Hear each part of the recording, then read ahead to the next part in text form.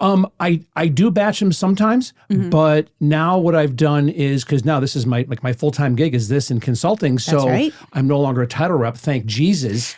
So now my bandwidth is freed up so I can do 1 or 2 of these a week. Yep. And then, I'm pushing out now 1 to 2 pieces of short form content a day. Oh, right on. On like 11 different channels. Yeah, very cool. So yeah, it's the face. I have to just hit the live button because to me, I burn the boats. There's no turning back. That's what I look like. Bat in the cave or not, we're going forward. And so. Have you always been that way? Yeah, I kind of need to just close my eyes and jump. But obviously before internet and podcasts and all of this kind of stuff, I was usually on stage. And so I would always get nervous and, just about throw up, if not throw up sometimes. But usually about second to third sentence in, I was good. Then you're fine. Then I kind of hit my stride. I've fallen on stage. I've fallen in front of classrooms.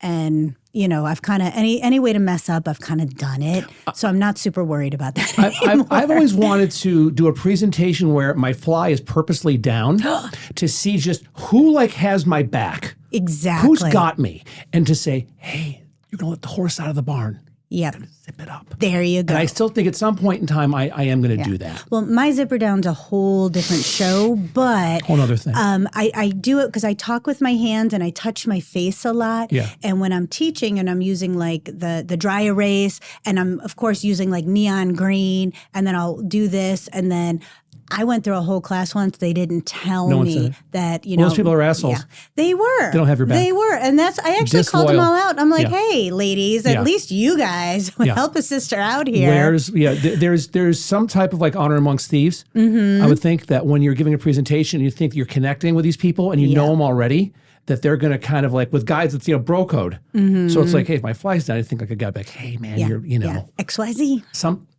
Just something. It's just something. I don't know. But it's something that you become vulnerable, and it's gone from public speaking to now, everyone and their mother has started a podcast. Yeah. I think it's 95% of every podcast does not go past the second or third episode. Great idea to start. So people difficult start to it, execute. but it's like anything else. It's the consistency. So it's first the consistency of doing this, but then secondly, it's the vulnerability. It's getting on here and just being you. Yes. And it's we're sitting at Hank's having a couple dirty martinis and the cameras aren't even here. Right. Exactly. Is just kind of what it ends up blossoming into. Yep. It's become, and it's taken time that you just kind of do it where I don't get nervous. I just kind of fucking do it. And here's me. And if you want to watch, great. If not, eat a bag of dicks. Don't care. Exactly. Don't care. And you have to be, humble and lean into the disasters because sometimes the disasters actually end up being the coolest thing and it translates really well. I was teaching at the association and it was a tech class. So it's a lot of standing up and then sitting back down in front of the computer. Of course, it was winter, boot season. And, I had high heel boots on and a taller bar stool chair. And so I hooked my heels in the chair.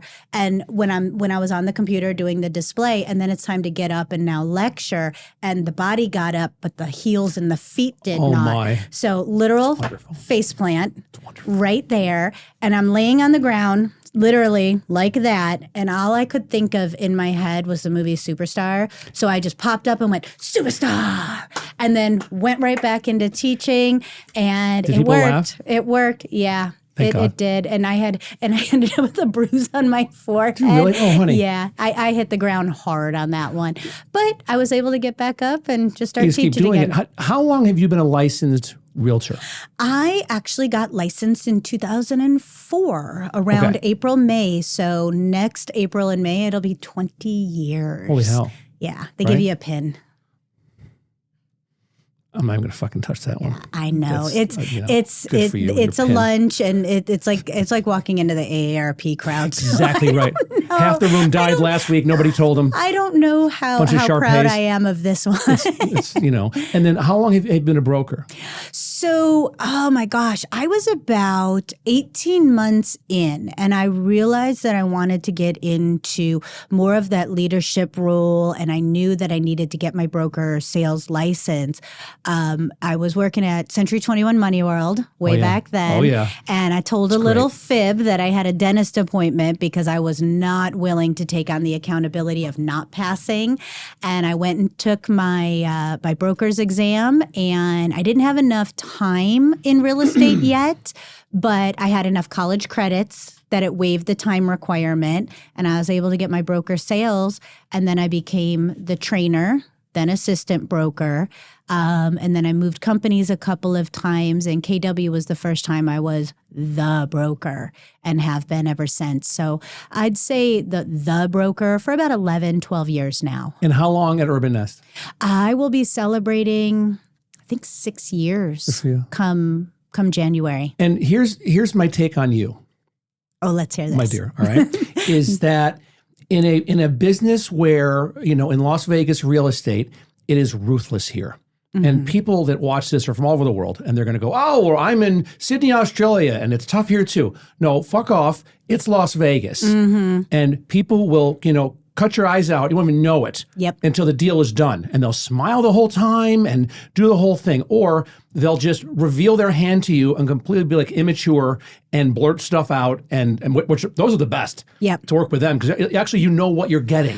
You really do. There's been many times I've had to call the other broker, and I'm like, hey, this is what your agent said. And they're like, no, they didn't. I'm like, yeah, they did.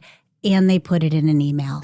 This is a coaching moment, because it was great during the deal, because obviously it's not my fault when the other side sucks. Exactly right. There's certain agents I actually love going up against, because I know that we will out agent or out broker the other side. But I at least give the courtesy to the other agent or to the other broker, because if it was my broker, my agent screwing up, then I'd want to have that coaching moment. And that's the thing on with you, excuse me, is that you are liked. I think more 80-20 rule, but okay. I was going to say, as a follow-up with that, Georgia, is that more people like you than motherfuck you. Yeah, I would like to think so. I'm saying that. Okay. So say Jeff Fargo. Say Jeff Fargo. Give yourself grace. Yeah. And let that wash over you. That's a good thing. And because full disclosure, I'd be like, hey, I've heard challenging things about you. Do you want to talk about that? It's something that you are liked and respected. I try. I hope. Well, you obviously, whatever you're doing is working, because you're more than just a pretty face that says broker after her name, right? And you work your ass off. That I do. That I do. I'll lean into that all day long. You are fiercely protective of your agents. Yes. And that's I think sometimes where the bad name can get. Because when I have to throw down, I usually don't unless I know I'm going to win, or we've got nothing to lose with the gamble that I'm willing to take. But no, there's been a couple of times where I've outbrokered the other guy, and that was, I'm definitely not on their Christmas card list anymore. I love that term, outbrokered or out-agent. Yep. Out-agented the other person. Yep. I love that term. It's great. This is the only industry that no matter how good or shitty you are, each side we get paid about the same. Yeah. So I could be phenomenal on my side. You could be, sucking ass the entire time. Dog shit. And we essentially get paid the same. And when I train my agents, I tell them, get this through your head today and things will be a lot easier. You will do 100% of your job, and on average, 40% of the other guy's job. Accept it, because that is what's going to make you successful. That's what people will flock to you for. Especially if people will flock to you because you are a professional, you're ethical, you're transparent, and you're willing to be vulnerable, that if you make a mistake, because there's how many different moving parts in a real estate transaction, right? Yeah. Shitload, that no one bats 1,000 in real estate. Nope. Nobody. And every once in a while, you just get one of those deals that the stars are fucking not aligned in your favor. And shit goes sideways, and it usually goes pretty bad. When it goes, it goes. Yeah. Right? And I think when you lose the client, then that's the point of no return. And when I say lose the client, I didn't want to lose them. And there are many times where it's like, I no longer wish to work with you. I am apparently not the agent for you. And it took me a while to get comfortable to get to that point, to be able to say that. But I think when you get to fire a client or even an agent, that's an awesome day. Otherwise, I hate when if I lose the client and I know it wasn't me and they don't see it, those are the ones those are the regrets that sting at you over the years. And do you still do your own deals, or are you full-time broker? Not as much. I'd say up until COVID, I probably popped 8-10 deals a year for friends and family. And then the more I got involved at the brokerage and in leadership, the more I started to refer. Now, my mom bought a townhome a couple months ago. Of course, I did that. I totally paid another agent to take her out. Did you really? Yes. Well, Good for you. I work 50 plus hours a week, and then schlepping a buyer, my mother, around for an entire Saturday just wasn't interested in that. No. So, and that's the cool thing about being an agent. Everything we do, most of it can be leveraged. And being able to do that is what creates sanity for me. How many agents do you have under you at Urban Nest? So probably to be fair, their licenses sit under my side of the company. That would be, I'd say about 450-ish. Okay. But our Green Valley broker sits in our office. And so as far as workload, we're pretty close down the middle split. And Jennifer's awesome. Jennifer is amazing. I love her. I'm not just saying that. She's wonderful. Yeah. We get to team teach, and, and we always get to play off of each other. And, we'll be team teaching, and she'll say something. I'm like, holy crap, I never thought of it that way. And I like being exposed to other instructors, because you learn a lot. I think it's neat also that you're both women. And something I've said ad nauseum, and will say it to the day I'm dead, is that men are knuckle-dragging cavemen that think in black and white. And women give life to this world. They give birth. They think in infinite shades of gray. And they think in ways that men can never comprehend. Yeah. And so you have such a great dynamic there, because you've got junior and senior. And that's a whole nother conversation. Yeah. That'd be another hour. We're not going down that road. Love them both, but oh my God. But to have you and Jen both is such a benefit to the agents, because you can teach, you can team teach, you can group stuff, but also you can console, advise on a one-on-one or a two-on-one with agents sometimes. And I think that there's a brain trust that you guys have that really nobody else has in town. It's super cool. And I think when you even say it at that level, that's like I don't want to say a sociology thing, but when you go way back before certain religions kind of came about or prevalent, when you looked at a lot of tribal communities, the men were the strength and the women were the wisdom. They were not hunter-gatherers. They weren't equal. But there was an equality among an equality on the contribution. Yeah. And then, certain ways of thinking kind of jack that all up. I would love to see the petroglyphs that describe the story of Urban Nest sometime. Yes. Would be awesome. Yes. And you can even see that with Angie's influence on Dave as well. So you see that wisdom influence as well from her. I think that, and they're going to do their own podcast, which I think is awesome. Oh, that is they've been working on that. Yeah, I know that they've been putting that out. Dave and I hung out last week, and so I was, and it's funny because if you watch Ted Lasso, oh my gosh, right?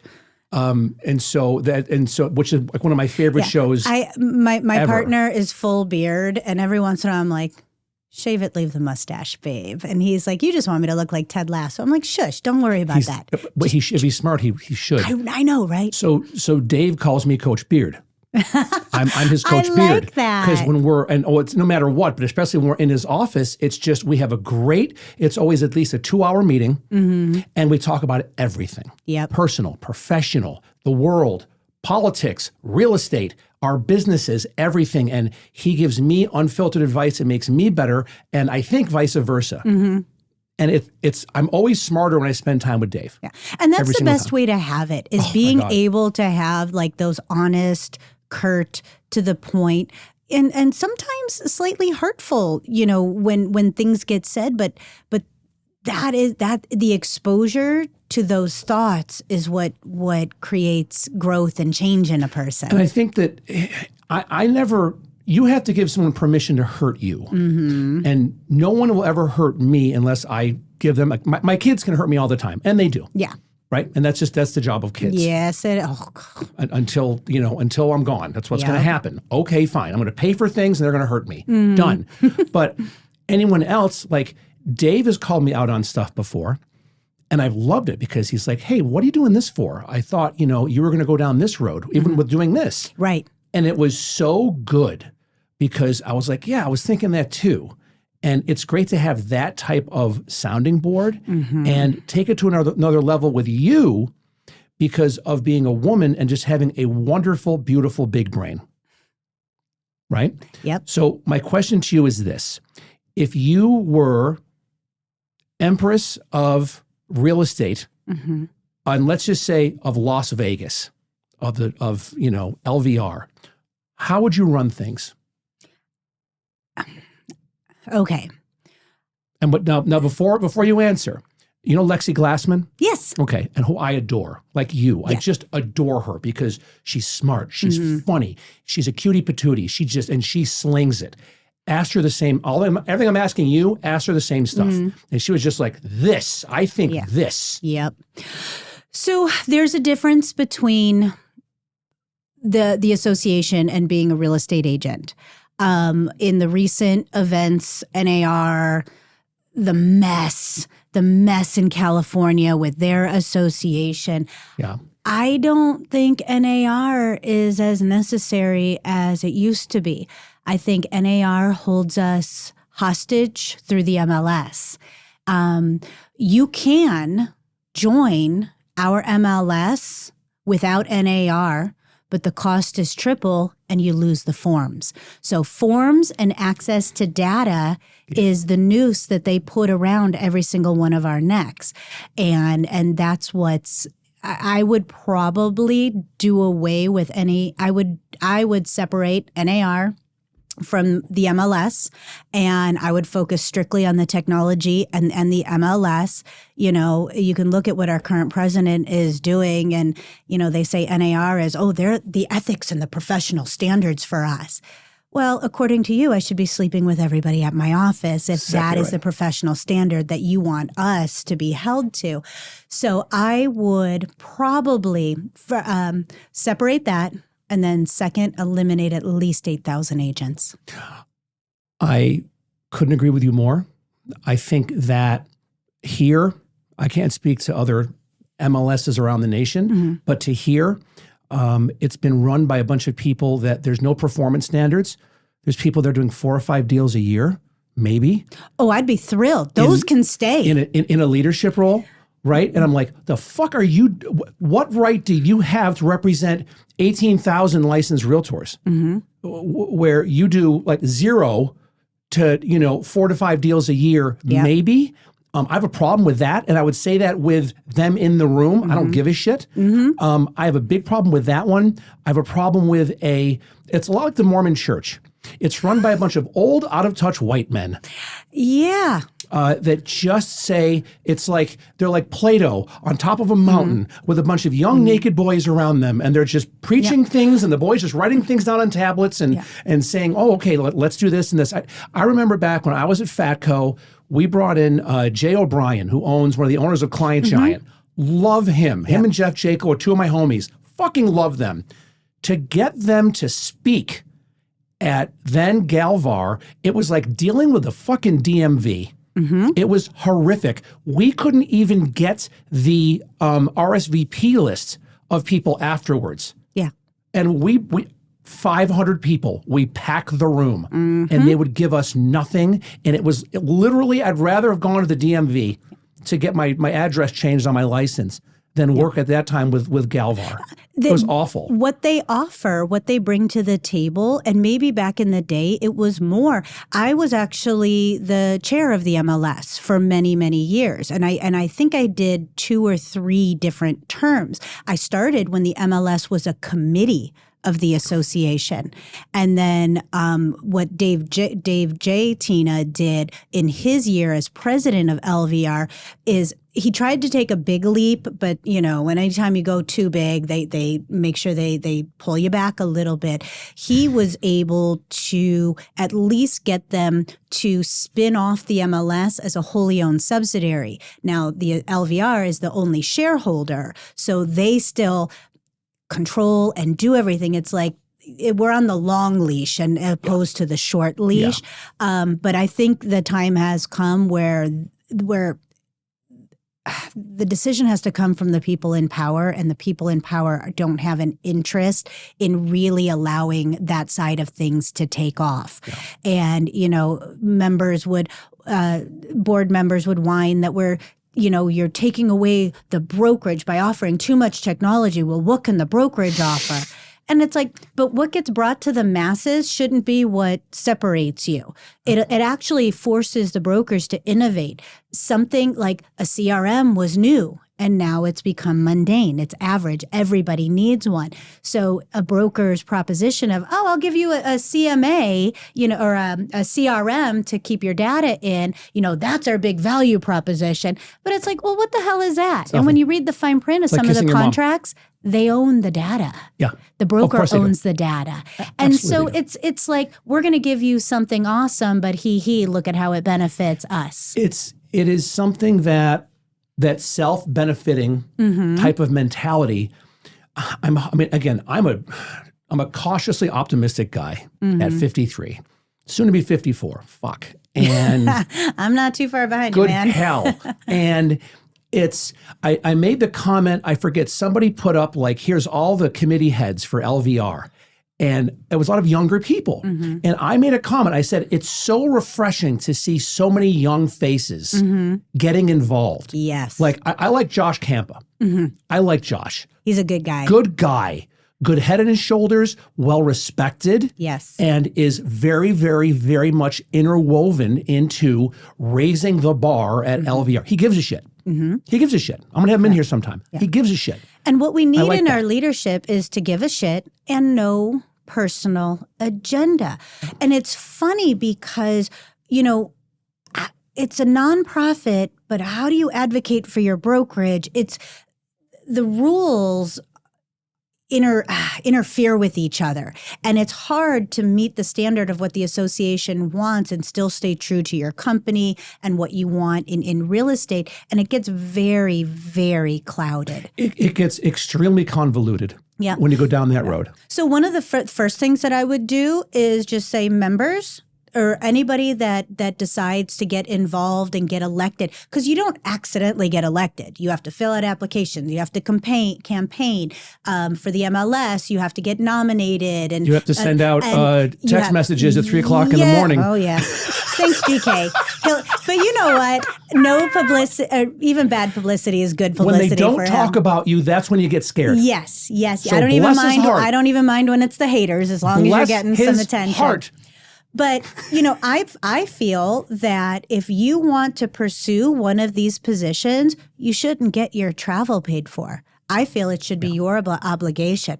I volunteer. Therefore, I will pay my way. Maybe the association might want to pick up the convention ticket, but it's usually somewhere in DC or somewhere on one side of the country or the other. We should pay for our own travel and our own meals. Is LVR still having their functions at the Four Seasons? The Realtor Prom? Oh no, that is the general membership meeting at the fucking Four Seasons. Like, does it have to be at the Four Seasons? What's the reason? I'd go to that. And again, back when I was in Thailand escrow, I'm like, what does this cost? Yeah. And what's the reason for it? Yeah.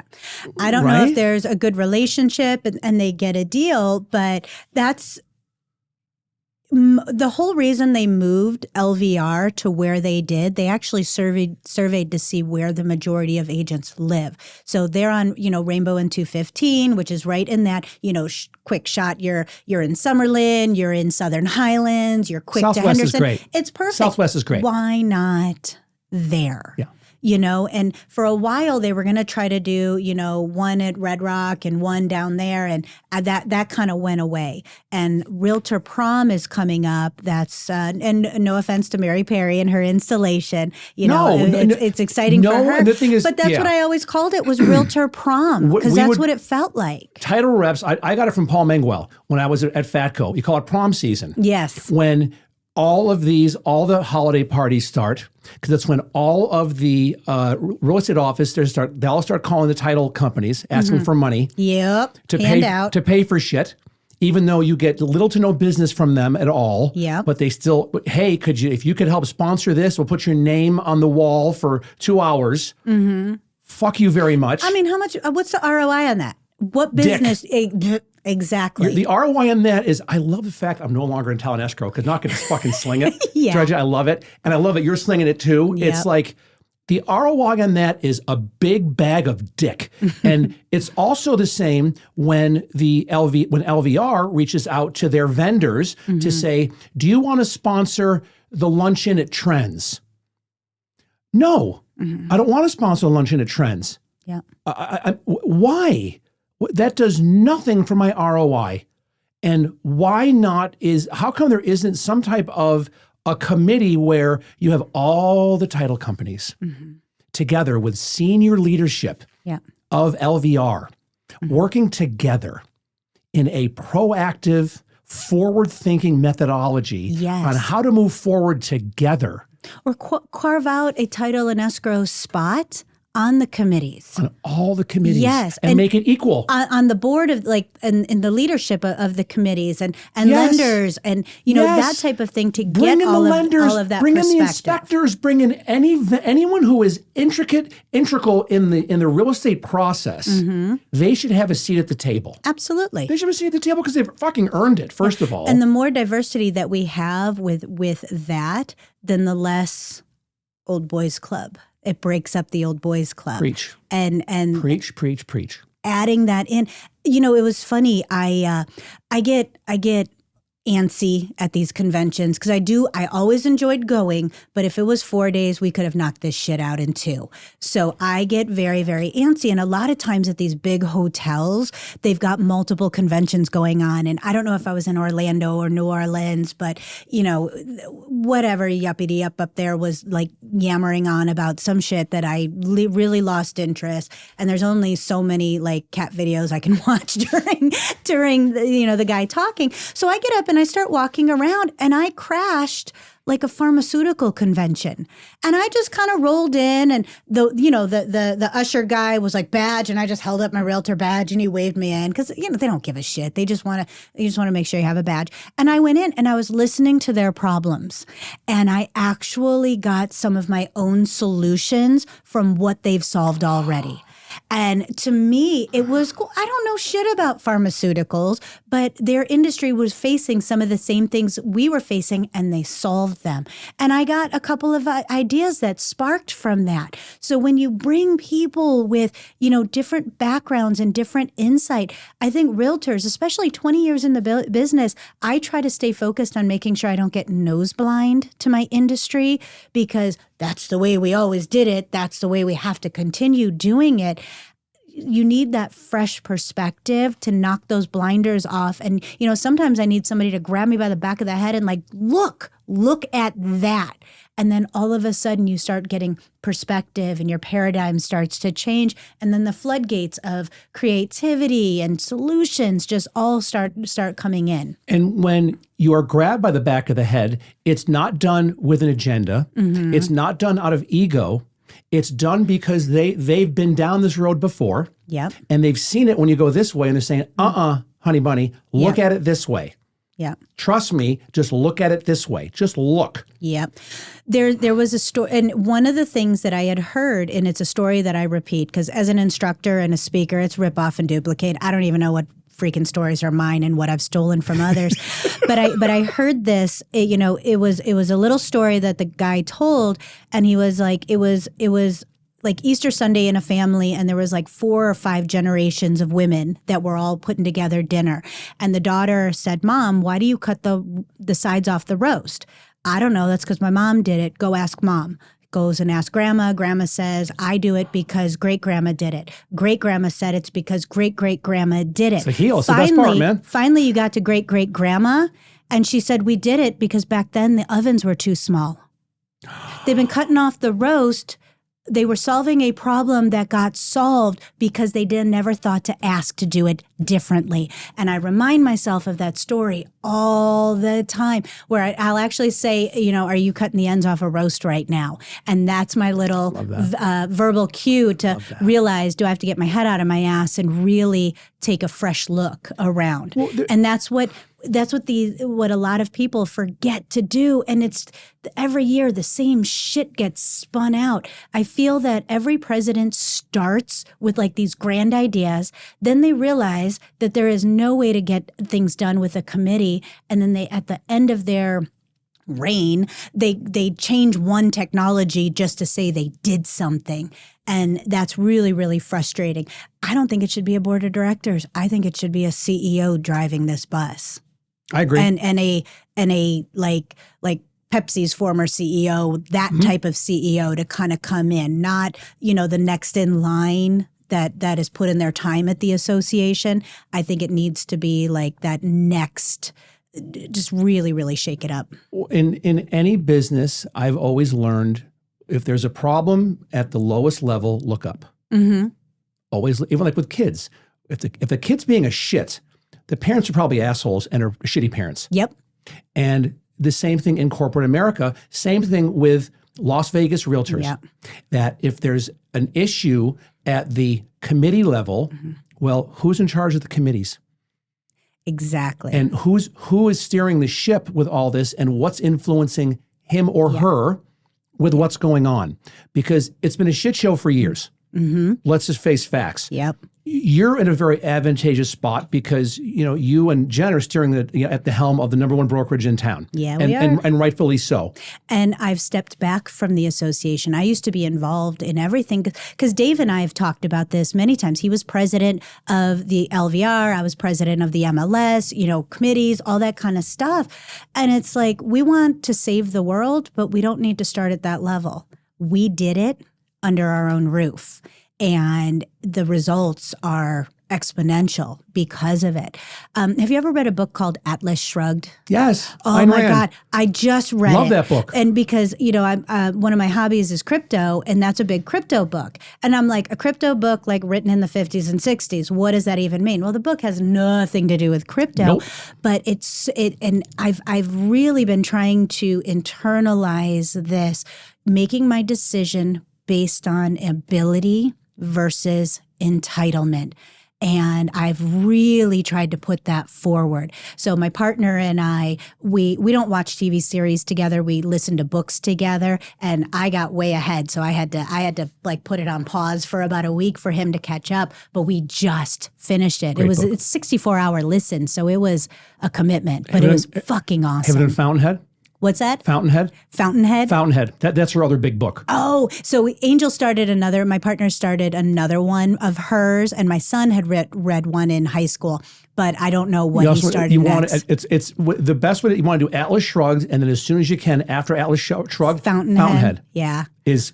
Oh my gosh, I've got such a girl crush on Dagny. I'm like, oh. Who doesn't? Oh my God. She was such a fucking badass. Yeah, please. And I'm like, and I've actually said that in the last couple of months, like, bring out your Dagny. You can do this. When I have to kind of tough talk myself into whatever I have to do. Georgia, for something you have to do, that book was like the 30s? Yeah. Right? Well, I want to say 50. Was it 50s? Well, she written in the 50s. I think they never said a date, but when you really look at trains, I would say 20s, 30s, somewhere in there. So if you look at it as a period piece, it's really the first time a woman had a dick. Yes.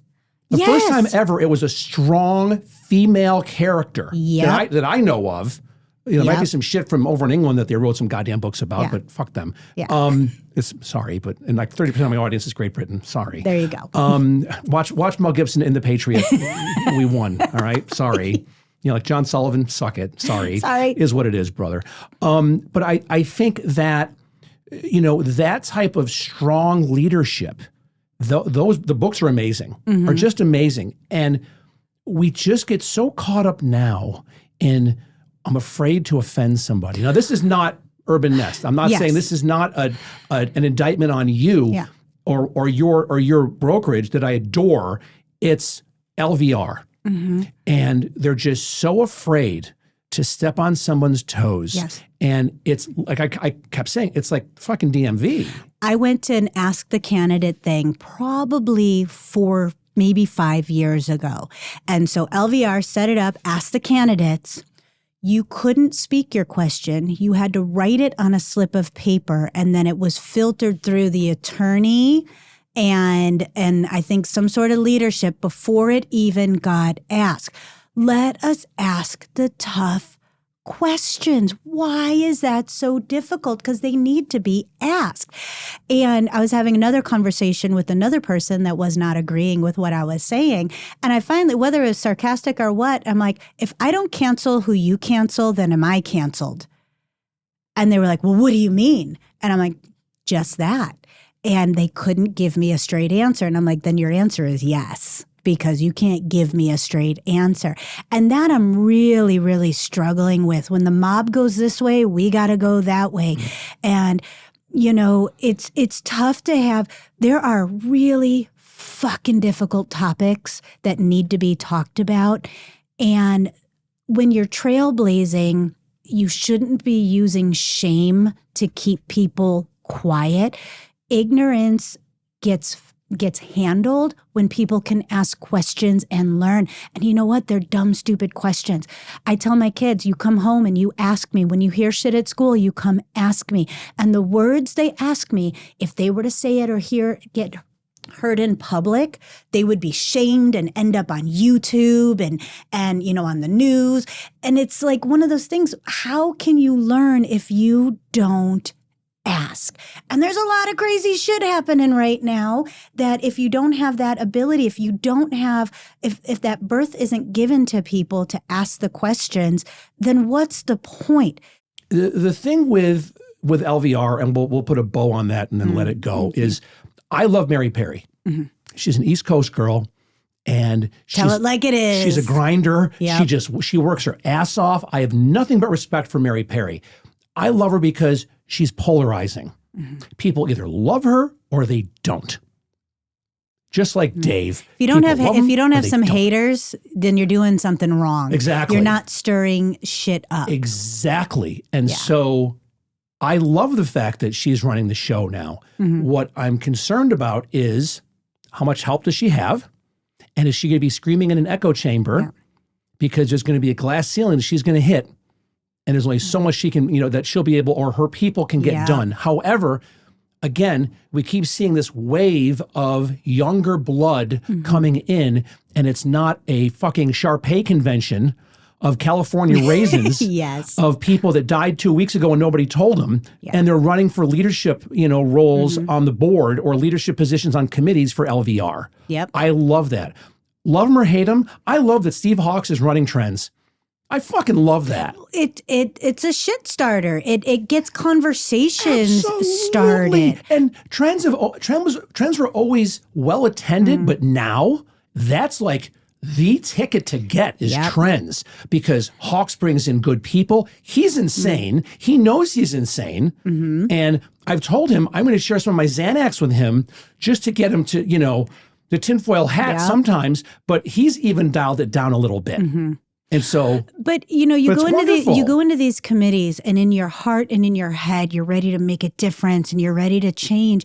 And then about 45 minutes in, I feel like it's been the equivalent of arguing over the price of hamburger for like the last 40 minutes. And the conversation needs to elevate, and I don't know how to do that. I don't know, Empress of the association, how to elevate the conversation. it's a lot. I guess maybe a lot of new blood and different perspectives. I think so as well. And I think that time will tell. But again, I'm cautiously optimistic with what I'm seeing. Yeah. And I'm hoping that, if we have this conversation again next year, we can sit back and go, you know what? God damn it, LVR is actually starting to come around. Yeah. And maybe but this much, like 5 millimeters of forward momentum, it's better than none. I'm wondering if like the James Taggarts of the association need to go insane, and they literally burnt down the world. They let it burn. They didn't burn it down. They let it burn. And then, the book ends with them rebuilding, from scratch, like the Phoenix, That's okay. And sometimes that's what needs to happen. That's okay. So let's talk a little bit about Urban Nest. Yes. All right. One of my favorite topics. Let's do it. Right. How is it that you guys kick ass? And I'm not blowing smoke up your skirt. It's just you're the number one brokerage in town for a reason. Why? It's because of Dave and Dave. And I'd have to say I like the actual journey, like that intentional journey started 3, maybe 4 years ago when we started realizing the broker models, regardless of the brand, franchise, not franchise, whatever, pulse, license, hired. Pulse, license, hired. And puppy mills. And Dave was, and I don't want to, if he ever comes on, I don't want to steal his thunder, but he tells it much better than I do. He was inspired by the movie The 300. 300 Spartans held off an army of tens of thousands. If you have the Navy SEALs and the best of the best, the elite team, you don't need the numbers. SEAL Team 6 of the bodies. There was one company in town that just to get really good numbers for their corporate look, they had people that passed away years ago still on their roster just to show the numbers. And we actually realized bragging about a lower agent count is where we needed to be. And so we have, over some battle testing and trial by fire, tested out our standards that Dave started to lay out. And some of them took maybe 6 months, a year to adopt. But I now am empowered. At first, I was like, oh, shit, here we go. He's going to tank the company doing this. And here we go. He's like, because he told us one day we're capping the company at 500.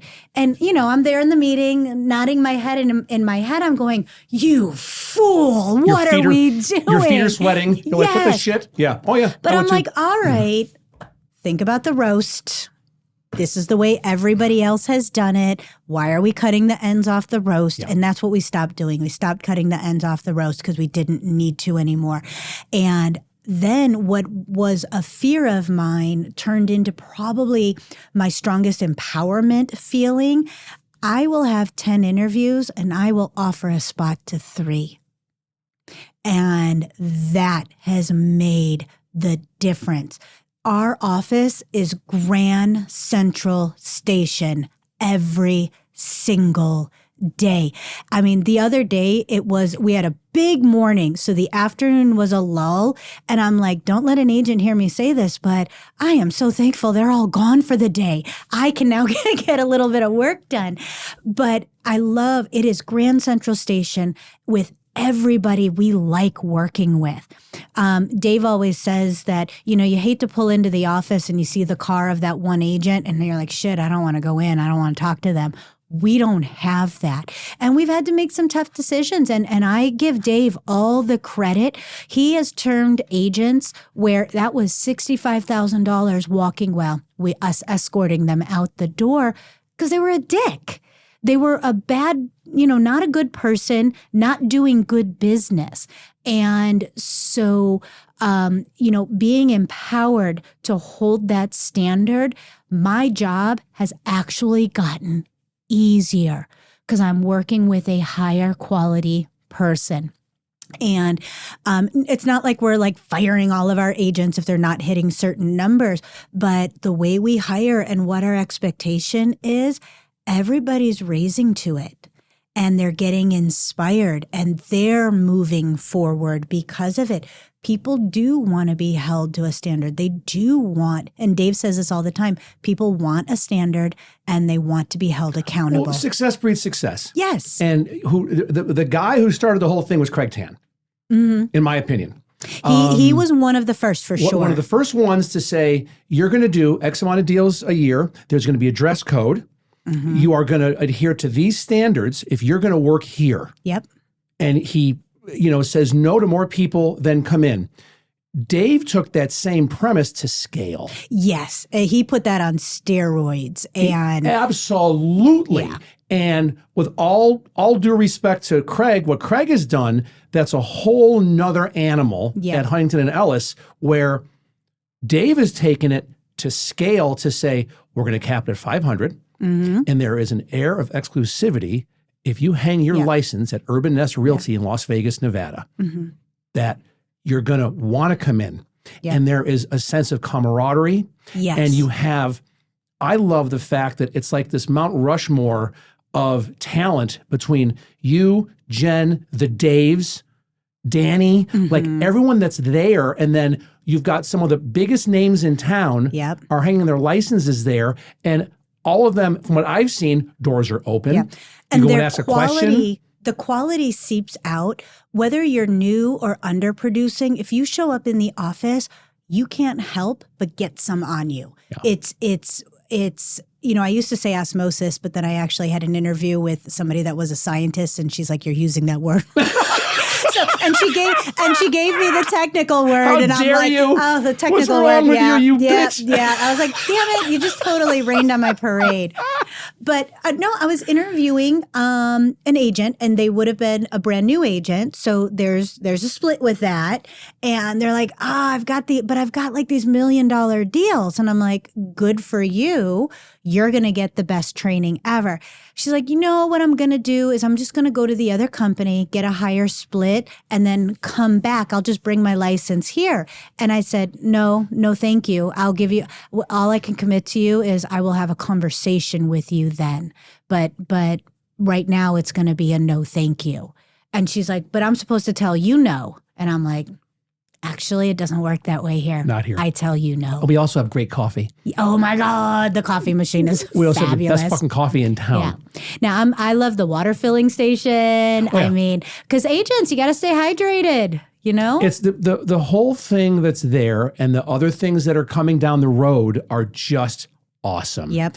So next week we're doing the Nest Summit is what it's called.